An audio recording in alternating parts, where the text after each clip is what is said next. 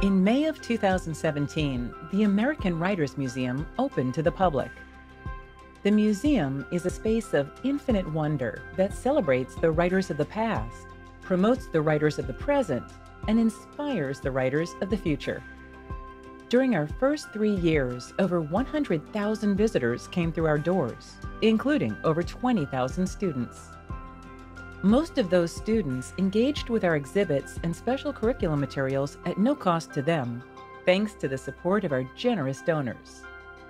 Our programming brought in authors from around the country to speak with diverse audiences and promote the importance of writing. 2020 brought challenges, but also opportunities. While visitors could not visit in person, we brought the museum to them in their homes. We took our huge collection of digital content, curated by a team of nearly 50 scholars and writers from around the country, and created online exhibits like My America, Frederick Douglass, Agitator, and American Voices. Then we launched new online exhibits on Hisaya Yamamoto and Ray Bradbury, with more to come. We hosted 31 live online programs with authors, rolled out a live online virtual field trip program reaching students from Connecticut to California, and launched a national writing contest with submissions from across the country. Our YouTube channel features past and present content, as well as 3 new podcasts. Through our online channels, we served hundreds of thousands of new visitors and students across the country in 2020. Now we are open again. Visitors and students are back, and soon live author programs will return, but now we can stream them live around the world. We are excited by the avenues that have opened to us, and as the country slowly returns, we are hopeful as ever about the American Writers Museum, an amazing place to visit, both in person and online. With 2 extended closures, reduced attendance, and a loss of earned revenue, our growth is thanks to the amazing support of our trustees, donors, and members. We are exceptionally grateful for your support and for believing in the importance of a museum to celebrate American writing. As we continue to advance our mission in person and online, we hope that you will all be proud of what you have made possible.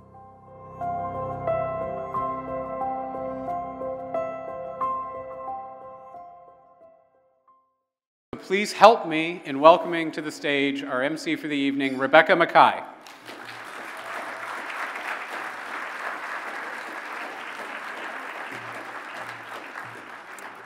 Thank you all so much. I know that for some of us, this is the first time we put on heels in like a year and a half. And for others, it's the first time we've spoken to other humans in about a year and a half. Your expectations should be very high for everything you're about to experience here, but they should be very low for me, personally. I hope that's okay. I want to tell you, as a writer standing up here, that writing a book is an egregious act. It is a very strange thing to do, especially to write fiction. I am going to write a 300-page lie. I'm going to write it down. I'm going to work on it for 5 years. None of it's true. And then you're going to pay me $26.95 for that lie. The written word itself is also really egregious and strange when you think about it. The fact that I have 26 letters at my disposal and a few dots. And with those 26 letters, that is all I have. I'm sending those out to you. You're going to look at those 26 letters in various combinations and hallucinate wildly. And if I'm really lucky, if you're a good reader and if I'm a good writer, you will hallucinate something fairly close to what I wanted you to see, to the thing that I saw when I put this down on the page. But it's never going to be the same. There's something absolutely astonishing about that we completely take for granted. As you read your name tag, your program, your menu, the absolute journey that your brain has had to take to get there. And so I'm going to ask you to geek out with me for 1 second. I can't help it. I'm going to tell you something you might already know, which is that every one of those 26 letters has been on a trip from about the 10th century BC to you. The Phoenicians, who lived in what's now Tunisia and in parts of the Middle East, sailed the seas of the Mediterranean in the 10th century BC. They were trading. There were traders for many things. One of them was this weird purple dye that they made by crushing snail shells. No one else knew how to get the purple dye. It was very special. They were in high demand. They had a way of writing things down that came from the early Canaanite languages, which they spoke. Unlike hieroglyphics, which existed, which were pictures that suggested various different meanings, unlike cuneiform, both of those you had to spend years studying to be able to master. The Phoenicians came up with an alphabet, really the first alphabet, of 22 consonants. Only the consonants, the vowels were left up to you as the reader to decide what you wanted the vowels to be. And using these letters, they were able to keep track of their trades, they were able to communicate, they were able to leave messages. Everyone accused them of witchcraft because no one had ever seen people able to do this before. When a child, right now, using the Roman alphabet, learns to write the letter A, she is drawing an upside-down ox head. That's what that was. The Semitic word aleph meant an ox, and that letter, that shape, represented the first sound in that word. It came to us then through Greek and through Roman, and that is what people are inheriting when they sit down with a book, even when they read a street sign. I'm not convinced that it is not witchcraft. I think there might be something to that. At the very least, I do think it is magic.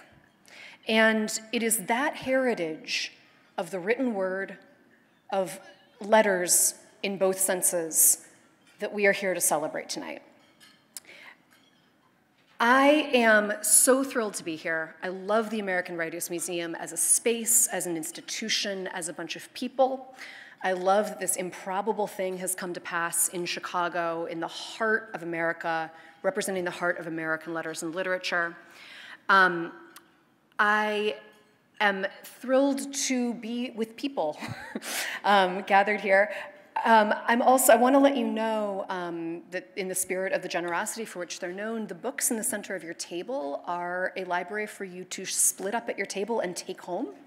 There are books from various authors represented tonight in that pile. As a means of celebrating some of the writers of the past that fill the exhibits of the American Writers Museum, I'm incredibly excited to introduce 4 amazing, talented actors who are company artists from Lookingglass Theatre. They are Nicole Brooks, John Gregorio, Anthony Irons, and Matthew Yee.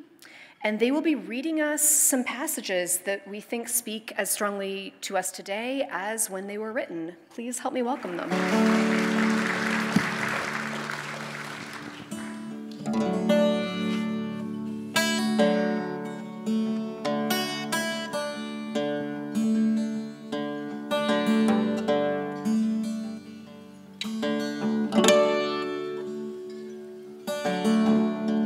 Baldwin. Writers are extremely important people in a country, whether or not the country knows it.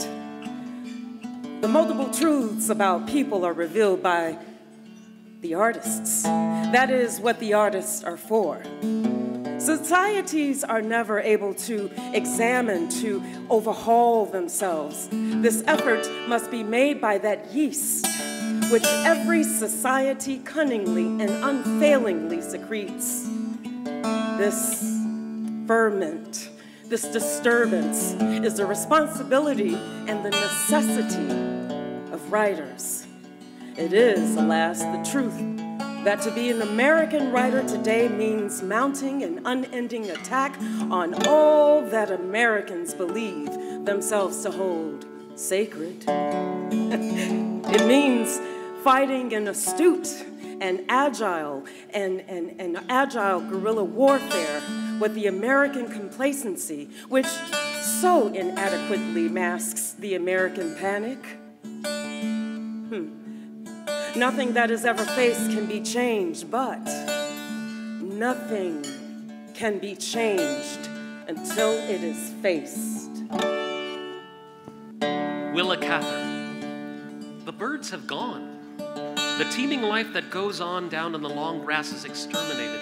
The prairie dog keeps his home.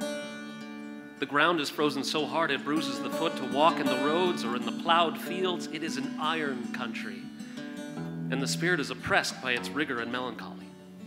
And one could easily believe that in the dead landscape the germs of life and fruitfulness were extinct forever. The branches had become so hard that they wounded your hand if you but tried to break a twig. And yet, down under the frozen crusts at the roots of the trees, the secret of life was still safe, warm as the blood in one's heart, and the spring would come again. Oh, it would come again.